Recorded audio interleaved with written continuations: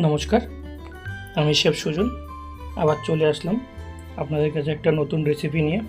তো চলুন, একদম ঘরোয়া পদ্ধতিতে শাপলা আর চিংড়ির রেসিপি, খুবই সুন্দর একটা রেসিপি। চলুন তাহলে এই রেসিপিটা কী করে বানাই দেখে নিন। তো প্রথমে সুন্দর দেখে শাপলা কিনে নিয়ে চলে আসবেন, এনে ভালোভাবে ছাল ছাড়িয়ে ছোট ছোট করে কেটে নেবেন। কাটার পরে খুব সুন্দর দেখুন ছোট ছোট করে কাটবেন, লম্বা লম্বা করে আঙুলের মতো। তারপরে পরিমাণ মতো নুন দেবেন। এরকম পদ্ধতিতে শাপলা রান্না করলে খুবই সুন্দর খেতে লাগে। নুন দিয়ে ভালোভাবে এটাকে মাখিয়ে রেখে দেবেন। এটার থেকে জল দেখবেন কালো কালো জল বেরোবে।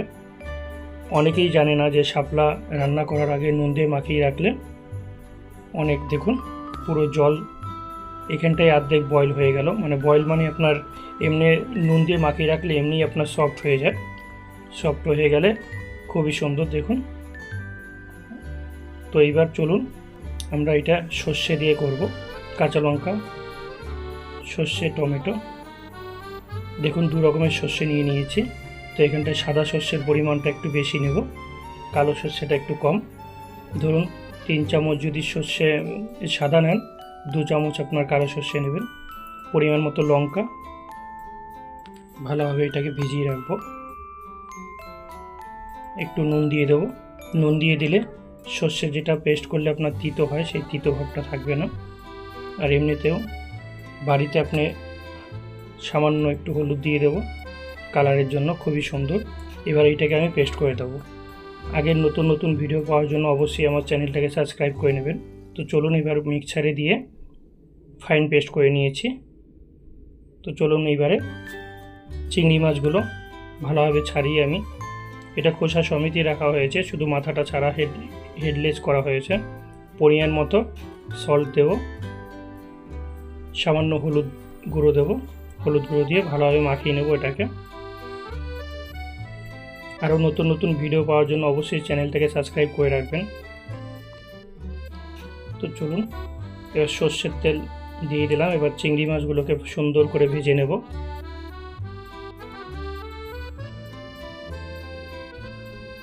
সুন্দর করে ভেজে নেব। এটা ফুল একদম না ভাজলেও হবে, হালকা হালকা ভেজে উঠিয়ে নিলেও হবে। তো খুবই সুন্দর কালার চলে আসলো দেখুন তেলে দেওয়ার সঙ্গে সঙ্গে। চিংড়ি মাছের খুবই সুন্দর একটা ফ্লেভারও চলে আসছে। শাপলা অনেকেই অনেক রকমের রান্না করে খেয়েছেন, তো এরকমভাবে অবশ্যই ট্রাই করুন। আর দেখুন একদম সহজ পদ্ধতিতে তো চিংড়িগুলো হয়ে এসছে, 70-80% হয়ে গেছে। তো উঠিয়ে নিয়েছি চিংড়ি মাছগুলো। এবার চলুন শাপলাটাকে আবার পরিমাণ মতো তেল দিয়ে দিলাম। যে তেলটা দিয়েছিলাম ওই তেলটা তো অলমোস্ট আপনার চিংড়ি মাছে টেনে নিয়েছিল। তো এবার দিয়ে দিলাম ফোড়ন, শুকনো লঙ্কা গোটা মাঝখান থেকে চিড়ে দিয়েছি, 2-3টে তেজপাতা দিয়ে দিলাম। একদমই সহজ রেসিপি, অবশ্যই ট্রাই করবেন।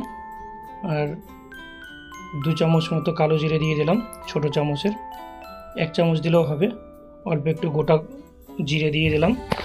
এটাকে ভালোভাবে হালকা ফ্রাই করার পরে হালকা লঙ্কাটা হালকা পুড়ে যাওয়ার পরে দেখুন খুবই সুন্দর একটা ফ্লেভার আসছে। এবার দিয়ে দেবো পরিমাণ মতো কাঁচা লঙ্কা, যেটা আমি আগেই কেটে রেখেছিলাম। আর দিয়ে দিলাম সামান্য পরিমাণে টমেটো। তো অনেকেই ভাববেন শাপলাতে টমেটো কীরকম লাগবে, একবার বানিয়ে খেয়ে তো দেখুন, তারপরে অবশ্যই কমেন্টস করে জানাবেন কীরকম হয়েছে খেতে।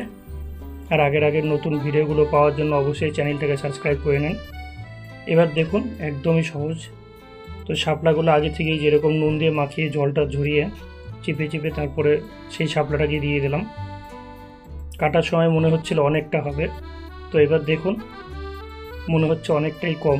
তো আরও রান্না করতে করতে আরও কমে যাবে এটা বয়েল হয়ে গেলে। তো দিয়ে দিলাম পরিমাণ মতো হলুদ গুঁড়ো। একদম সহজ, এরকম রেসিপি বানাতে গেলে বেশি মশলাও লাগে না, একদম নর্মাল মশলায় অল্প একটু চিংড়ি মাছ দিয়েই রান্না হয়ে যায়। তো এটা চিংড়ি মাছ দিয়ে খুবই সুন্দর একটা রেসিপি। তো দেখুন ভালোভাবে একটু এটাকে নেড়ে মিশিয়ে দেব।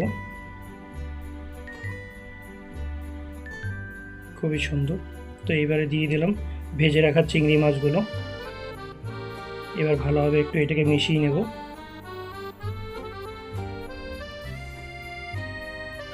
খুবই সুন্দর লাগছে দেখতে, দেখুন। আর চিংড়ি মাছগুলো তো দারুণ। আর অবশ্যই ঘরে রান্না করবেন, আর অবশ্যই রান্না করে অবশ্যই খেয়ে বলবেন কেমন লাগলো কমেন্টস করে। আর আগের নতুন ভিডিওগুলো পাওয়ার জন্য অবশ্যই সাবস্ক্রাইব করে রাখবেন আমার ভিডিওটা। আর যেহেতু আমি প্রত্যেকটা ভিডিওতেই বলে থাকি যে আমি যেহেতু জব করি, ওই কারণে আমার ভিডিওগুলো আসতে লেট হয়। তো এইবার যেই সর্ষেটাকে পেস্ট করে রেখেছিলাম সেইটাকে আমি দিয়ে দিলাম। এইটাই কোনো জল বা কোনো অন্য কিছু হবে না। এটা এমনি নুন দিয়ে যেহেতু মাখিয়ে রেখেছিলাম, অলরেডি জলটা বেরিয়ে গেছে। তো এবার যতটুকু জল বেরোবে ততটুকুই আপনার এটা মাখা মাখা টাইপের হয়ে যাবে। আর এটা বেশি জল যদি দিতে যান তাহলে পুরো শাপলাটা কচু শাকের মতো হয়ে যাবে, পুরো গলে যাবে, একটাও তার মানে শাপলা দেখতেই পারবেন না। ওই কারণে এটা শাপলাটা জল দেওয়া যাবে না। এইটাকে এবার ভালোভাবে কষিয়ে রান্না করবেন। রান্না করার পরে দেখবেন হালকা, তো সামান্য একটু নুন দিয়ে দিলাম। নুন যেহেতু আমি আগে দিয়ে দিয়েছি। এবার রোস্টেড জিরা, যেই জিরাটা হালকা রোস্ট করে মানে রোস্ট করার পরে ওটা গুঁড়ো করে রাখা ছিল, তো সেটাকে দিয়ে দিলাম। এবার ভালোভাবে এটাকে কষাবো যতক্ষণ না পর্যন্ত তেল ছাড়বে। দিয়ে দেবো পরিমাণ মতো মিষ্টি, সুগার আছে এটা মিষ্টি। এবার আপনি যদি ভাবেন মিষ্টি খাবেন না তো সেটা আপনি স্কিপ করতে পারেন। আর এটার মধ্যে সামান্য পরিমাণ মতো চিনি দিলে খুবই সুন্দর লাগে, হালকা সামান্য মিষ্টি, যেহেতু এটা শাপলা জল থেকে তোলা হয়েছে, তো একটা জলসা ভাব লাগে, ওই কারণেই চিনিটা দেওয়া।